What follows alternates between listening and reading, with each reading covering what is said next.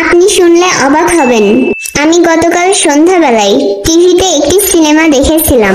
সিনেমায় নায়িকার ডায়ালগটা ছিল ঠিক এরকম: আমার মা আর বড় খালামণি যথাক্রমে আমার বাবা আর বড় চাচাকে বিয়ে করেছিল। তারা দুজন একই সাথে বোন এবং জা। আমার বাবা আর বড় চাচা একই সাথে ভাই এবং ভাইরা ভাই।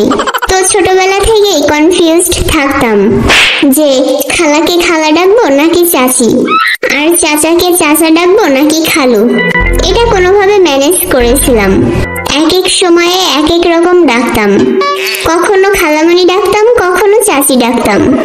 ওদিকে চাচাকে চাচা আর খালু দুইটাই ডাকতাম। ব্যাপারটা এই পর্যন্ত ঠিক ছিল।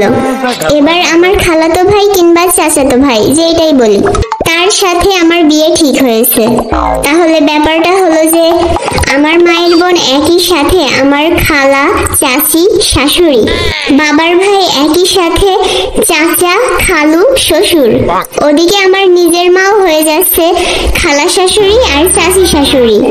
বাবা হয়ে যাচ্ছে চাচা শ্বশুর আর খালু শ্বশুর। এখন কথা হচ্ছে, তার এই অমানবিক ডায়লগ শুনে আমার বাড়ির লোক বেহুশ।